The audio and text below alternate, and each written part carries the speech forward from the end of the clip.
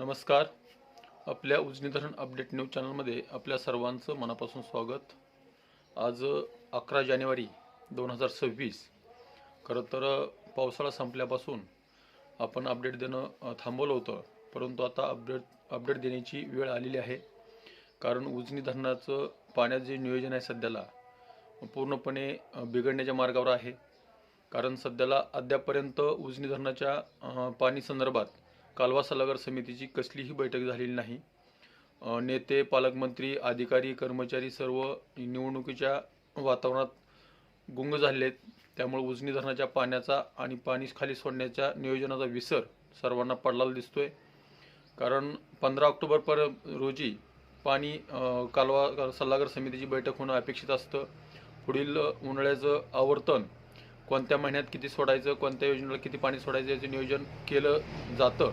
परंतु 15 ऑक्टोबरपासून अद्यापर्यंत 15 जानेवारी जवळपास 3 महिने झालं तरी पाणी कालवा सल्लागार समितीची कसलीही बैठक नाही. आणि कालवा सल्लागार समितीची बैठक झाल्याशिवाय कसलंही पाणी सोडता येत नाही. परंतु काल पालकमंत्र्याच्या आदेशानुसार उजनीतून बोगद्याद्वारे आणि दहेगाव उपसा सिंचन मधून पाणी सोडण्यास सुरुवात झालेली आहे. बोगद्यातून 100 क्युसेकचा विसर्ग सध्याला चालू केला आहे आणि दहेगाव उपसा सिंचन हे 40 क्युसेकचा विसर्ग सध्याला चालू आहे. परंतु सध्याला गेल्या 2-3 महिन्यामध्ये कालव्यावर अवलंबून असणारी शेती पूर्णपणे वाळून गेलेली आहे. तिथं खरं तर पाण्याची गरज असताना आणि नियोजन झालेलं नाही. परंतु 15 तारखेच्या आसपास पाणी सुटलं पाहिजे तरच पुढील काळामध्ये शेती वाचेल, शेतातील पिकं वाचतील. तर सध्याला उजनी धरणाची जर परिस्थिती बघितली तर आज सकाळी 6 वाजता उजनी धरणाची एकूण पाणी पातळी ही 496,830 मीटर, तर एकूण पाणी साठा हा 117.23 TMC आणि उपयुक्त पाणी साठा हा 53.57 TMC. आणि विशेष सांगायचं गोष्ट अशी, उजनी धरण 1 डिसेंबरपासून म्हणजे जवळपास 14 नोव्हेंबरपासून ते अद्यापपर्यंत उजनी धरण 100%च आहे. आणि उजनीत येणारा दौंडचा फ्लो हा 354 क्युसेकचा येतोय असं आकडेवारीमध्ये दाखवलं जात आहे. परंतु यामध्ये काहीतरी आकडेवारीमध्ये काहीतरी लपवली जाते असं वाटतंय.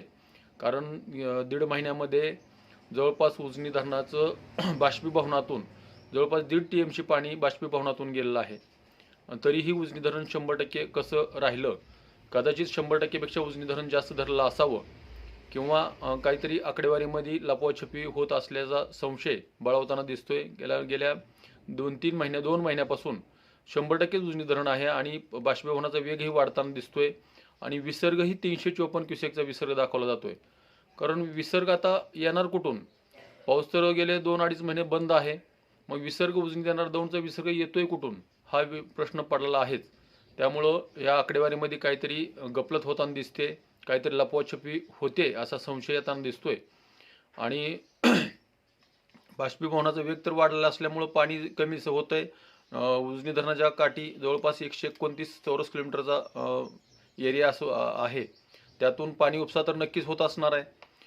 मोठ्या मोटरा चालू असणार आहेत. त्यामुळे पाणी कमी होणं अपेक्षित होतं. परंतु 100%वर उजनी धरण अद्यापर्यंत दाखवलं आहे. कदाचित कालवा सल्लागार समितीची बैठक होईपर्यंत उजनी धरण 100% दाखवण्याचा यांचा मानस असावा. आणि फ्लो असेल असं मला तरी वाटत नाही. कारण कुठेही कोणताही नदीचं पाणी वाहताना दिसत नाही. त्यामुळं उजनीची ही लपवाछपी थांबवली पाहिजे.